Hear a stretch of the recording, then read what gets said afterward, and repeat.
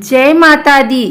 आइए सुनते हैं दुर्गा सप्तशती का चौथा अध्याय।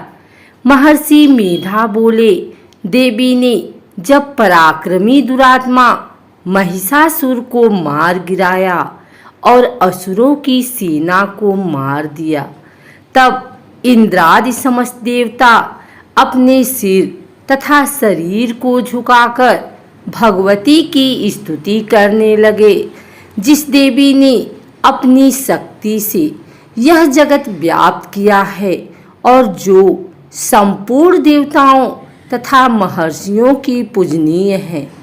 उस अंबिका को हम भक्ति पूर्वक नमस्कार करते हैं।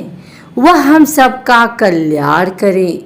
जिस अतुल प्रभाव और बल का वर्णन भगवान विष्णु, शंकर और ब्रह्मा जी भी नहीं कर सके, वही चंडिका देवी इस संपूर्ण जगत का पालन करें और अशुभ भय का नाश करें। पुण्यात्माओं के घरों में तुम स्वयं लक्ष्मी रूप हो और पापियों के घरों में तुम अलक्ष्मी रूप हो, और सतकुल में उत्पन्न होने वालों के लिए तुम लज्जा रूप होकर उनके घरों में निवास करती हो। हम दुर्गा भगवती को नमस्कार करते हैं। हे देवी, इस विश्व का पालन करो। हे देवी, हम तुम्हारे अचित्य रूप का किस प्रकार वर्णन करें। असुरों का नाश करने वाले भारी पराक्रम तथा समस्त देवताओं और दैत्यों के विषय में जो तुम्हारे पवित्र चरित्र हैं, उनका हम किस प्रकार वर्णन करें। हे देवी, त्रिगुणात्मिका होने पर भी तुम संपूर्ण जगत की उत्पत्ति का कारण हो। हे देवी, भगवान विष्णु, शंकर आदि किसी भी देवता ने तुम्हारा पार नहीं पाया। तुम सबकी आश्रय हो। यह संपूर्ण जगत तुम्हारा ही अंश रूप है, क्योंकि तुम सबकी आदि भूत प्रकृति हो। हे देवी, तुम्हारे जिस नाम के उच्चारण से संपूर्ण यज्ञों में सब देवता तृप्ति लाभ करते हैं, वह स्वाहा तुम ही हो। इसके अतिरिक्त तुम पितरों की तृप्ति का कारण हो, इसलिए सब आपको स्वधा कहते हैं। हे देवी, वह विद्या जो मोक्ष को देने वाली है, जो अचिंत्य महाज्ञान स्वरूपा है, तत्वों के सार को वश में करने वाले, संपूर्ण दोषों को दूर करने वाले, मोक्ष की इच्छा वाले मुनिजन जिसका अभ्यास करते हैं, वह तुम ही हो। तुम बारी रूप हो और दोष रहित ऋग तथा यजुर्वेदों की एवं उद्गीत और सुंदर पदों के पाठ वाले सामवेद की आश्रय रूप हो। तुम भगवती हो। इस विश्व की उत्पत्ति एवं पालन के लिए तुम वार्ता के रूप में प्रकट हुई हो, और तुम संपूर्ण संसार की पीड़ा हरने वाली हो। हे देवी, जिससे सारे शास्त्रों को जाना जाता है, वह मेधा शक्ति तुम ही हो, और दुर्गम भवसागर से पार करने वाली नौका भी तुम ही हो। लक्ष्मी रूप से विष्णु भगवान के हृदय में निवास करने वाली और भगवान महादेव द्वारा सम्मानित गौरी देवी तुम ही हो। मंद मुस्कान वाले निर्मल पूर्णचंद्र बिंब के समान और उत्तम सुवर्ण की मनोहर कांति से कमनीय तुम्हारे मुख को देखकर भी महिषासुर क्रोध में भर गया। यह बड़े आश्चर्य की बात है। और हे देवी, तुम्हारा यही मुख जब क्रोध से भर गया तो उदय काल के चंद्रमा की भांति लाल हो गया, और तनी हुई भौहों के कारण विकराल रूप हो गया। उसे देखकर भी महिषासुर के शीघ्र प्राण नहीं निकल गए। यह बड़े आश्चर्य की बात है। आपके कुपित मुख के दर्शन करके भला कौन जीवित रह सकता है। हे देवी, तुम हमारे कल्याण के लिए प्रसन्न हो। आपके प्रसन्न होने से इस जगत का अभ्युदय होता है, और जब आप क्रुद्ध हो जाती हैं तो कितने ही कुलों का सर्वनाश हो जाता है। यह हमने अभी अभी जाना है कि जब तुमने महिषासुर की बहुत बड़ी सेना को देखते देखते मार दिया है। हे देवी, सदा अभ्युदय देने वाली तुम जिस पर प्रसन्न हो जाती हो, वही देश में सम्मानित होते हैं। उनके धन यश की वृद्धि होती है। उनका धर्म कभी शिथिल नहीं होता है, और उनके यहाँ अधिक पुत्र पुत्रियाँ और नौकर होते हैं। हे देवी, तुम्हारी कृपा से ही धर्मात्मा पुरुष प्रतिदिन श्रद्धापूर्वक यज्ञ करता है और धर्मानुकूल आचरण करता है, और उसके प्रभाव से स्वर्गलोक में जाता है, क्योंकि तुम तीनों लोकों में मनवांछित फल देने वाली हो। हे माँ दुर्गे, तुम स्मरण करने पर संपूर्ण जीवों के भय नष्ट कर देती हो, और स्थिर चित्त वालों के द्वारा चिंतन करने पर उन्हें और अत्यंत मंगल देती हो। हे दारिद्र दुख नाशनी देवी, तुम्हारे सिवा दूसरा कौन है। तुम्हारा चित्त सदा दूसरों के उपकार में लगा रहता है। हे देवी, तुम शत्रुओं को इसलिए मारती हो कि उनके मारने से दूसरों को सुख मिलता है।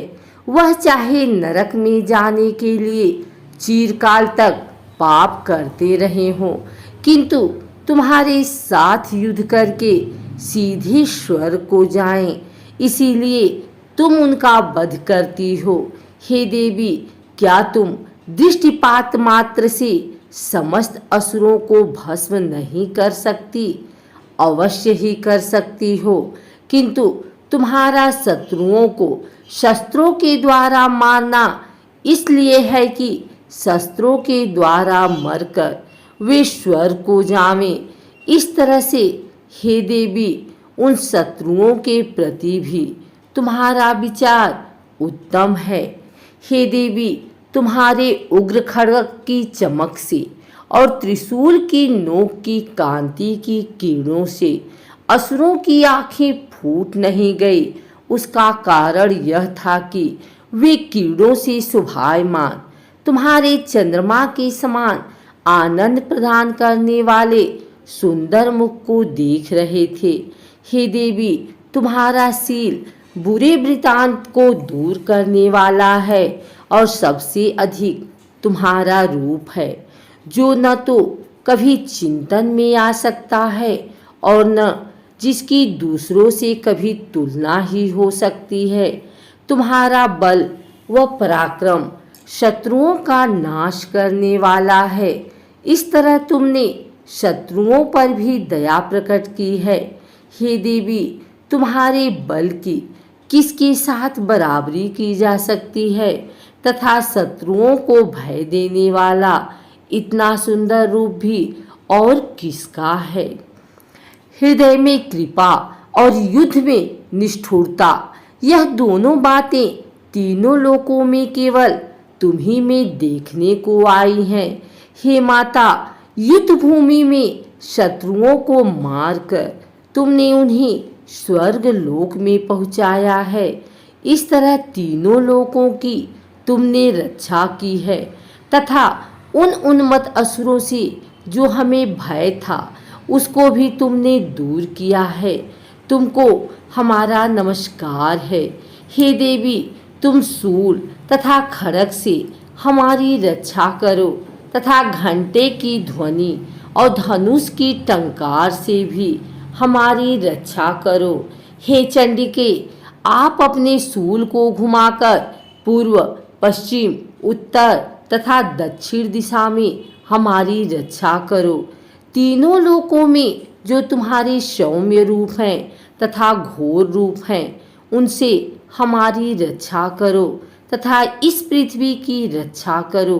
हे अंबिके, आपके कर पल्लवों में जो खड्ग, शूल और गदा आदि शस्त्र शोभा पा रहे हैं, उनसे हमारी रक्षा करो। महर्षि बोले कि इस प्रकार जब सब देवताओं ने जगत माता भगवती की स्तुति की और नंदवन के पुष्पों तथा गंध अनुलेपों द्वारा उनका पूजन किया और फिर सबने मिलकर जब सुगंधित व दिव्य धूपों द्वारा उनको सुगंधित निवेदन की, तब देवी ने प्रसन्न होकर कहा, हे देवताओं, तुम सब मुझसे मनवांछित वर मांगो। देवता बोले, हे भगवती, तुमने हमारा सब कुछ कार्य कर दिया, अब हमारे लिए कुछ भी मांगना बाकी नहीं रहा, क्योंकि तुमने हमारे शत्रु महिषासुर को मार डाला है। हे महेश्वरी, तुम इस पर भी यदि हमें कोई वर देना चाहती हो तो बस इतना वर दो कि जब जब हम आपका स्मरण करें तब तब आप हमारी विपत्तियों को हरण करने के लिए हमें दर्शन दिया करो। हे अंबिके, जो कोई भी तुम्हारी स्तुति करे तुम उनको वित्त समृद्धि और वैभव देने के साथ ही उनके धन और स्त्री आदि संपत्ति बढ़ावें और सदा हम पर प्रसन्न रहे। महर्षि बोले, हे राजन, देवताओं ने जब जगत के लिए तथा अपने लिए इस प्रकार प्रश्न किया तो बस तथास्तु कहकर देवी अंतर ध्यान हो गई। हे भूप, जिस प्रकार तीनों लोकों का हित चाहने वाली यह भगवती देवताओं के शरीर से उत्पन्न हुई थी, वह सारा वृतांत मैंने तुझसे कह दिया है। और इसके पश्चात दुष्ट असुरों तथा सुम निसुम का वध करने और सब लोगों की रक्षा करने के लिए जिस प्रकार गौरी देवी के शरीर से उत्पन्न हुई थी, वह सारा वृतांत मैं यथावत वर्णन करती हूँ।